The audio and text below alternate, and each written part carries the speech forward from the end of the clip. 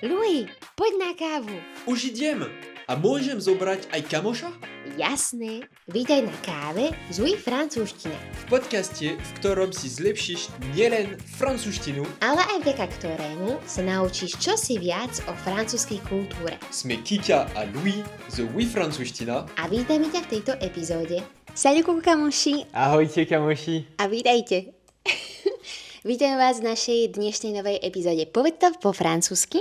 Ako zvyčajne sa stretávame v nejakej užitočnej situácii, ktorú si trošku rozoberieme a naučím sa tak viacero vecí, a aby sa vlastne vo Francúzsku vedel pohybovať bez problémov.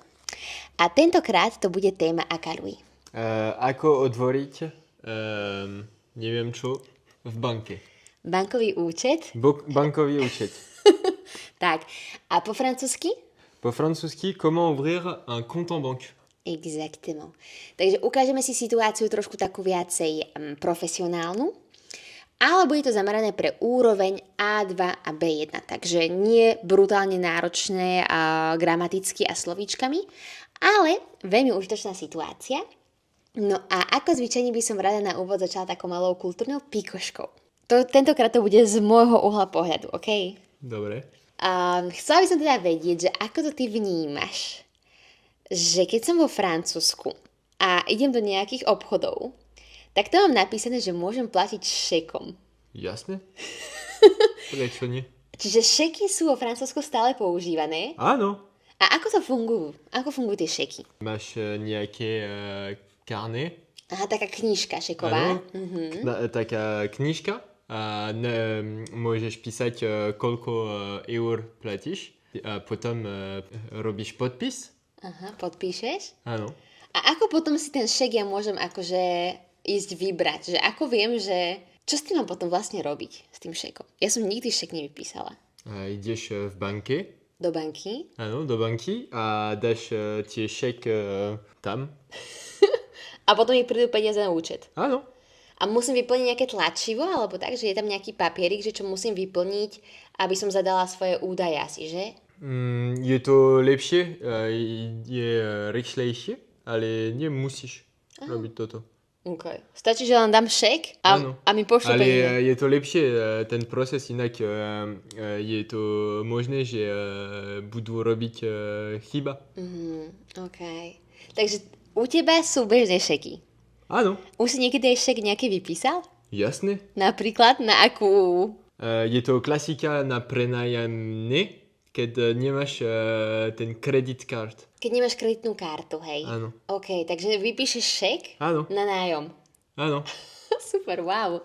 Viem, že u nás, teda u nás teraz už to beriem takto ako, že my dvaja, ale naposledy, keď sme boli za tvojou babkou v Carcassonne, tak taktiež ti dala šek. Áno.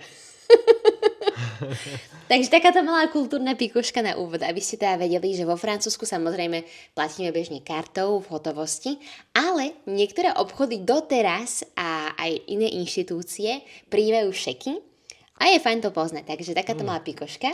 V bežnej obchode fungujú šeky. Ale všimla som si, že niektoré majú napísané, že neprijímajú šeky.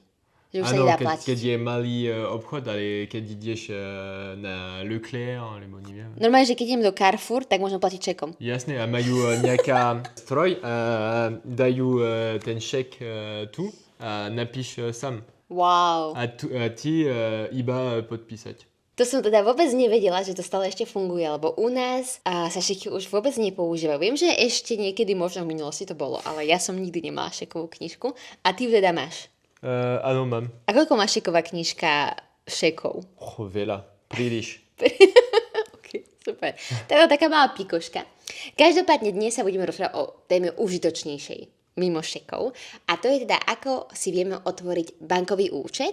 No a ako zvyčajne začneme vocabulaire. Nech sa naučíme nejaké užitočné frázy. Tak Louis, čo si nám pripravilo? Najprv máme un compte bancaire.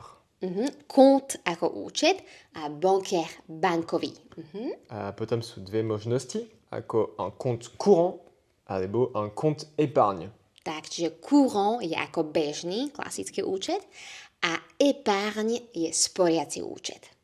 Potom máme un conseiller bancaire alebo un banquier. Tak, čiže conseiller bancaire je také viacej všeobecné ako bankový poradca, ale keby som sa rozprávala s kamošom, tak poviem, že idem za mojim bankárom a to je banquier. Un rendez-vous, Ako stretnutie, keď máme.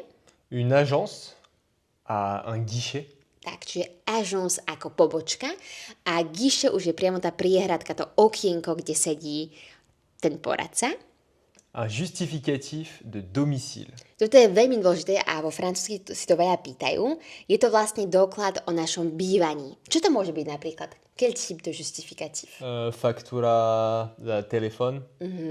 Toto. Rôzne faktúry, presne, Áno. telefón, internet, voda, presne tak. Čiže aby sme vlastne preukázali, že niekde bývame. Následne, Une pièce d'identité, un passeport, takže pièce d'identité ako doklad totožnosti a pasport ako pas.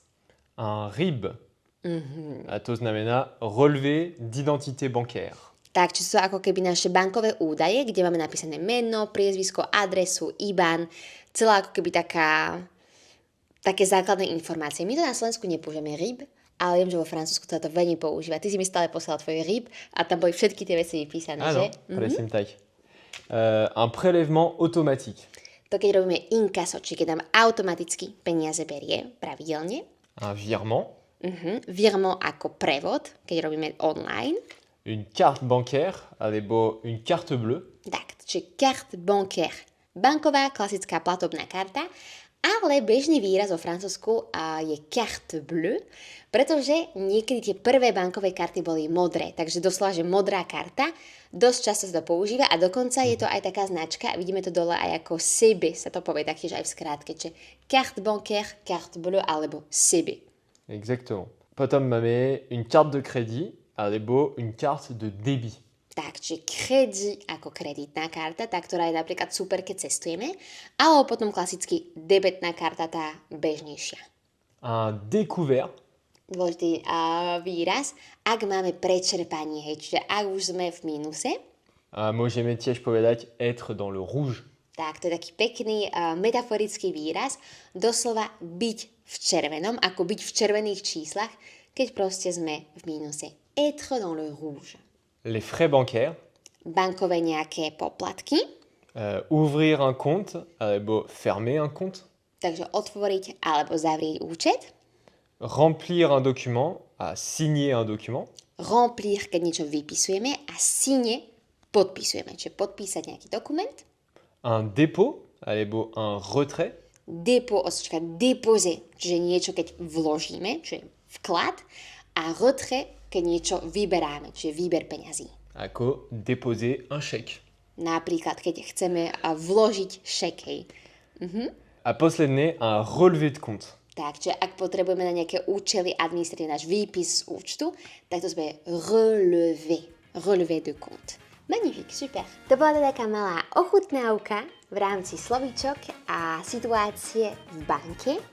Ako zvyčajne, ale ak sa chceš posunúť trošičku ďalej, tak sa neváhaj prihlásiť do našej francúzskej permanentky.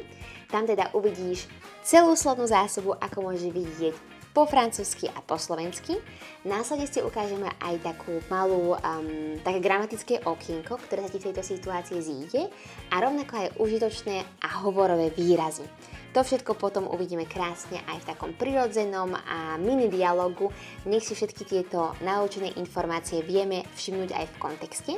No a to všetko sa nachádza v našej francúzskej permanentke na Hero Hero. Tam teda nájdeš aj celé rezume, celé zhrnutie v PDF-ku a aktivity navyše na slovíčka a výrazy v Quizlete. Tak čo, vidíme sa v francúzskej permanentke?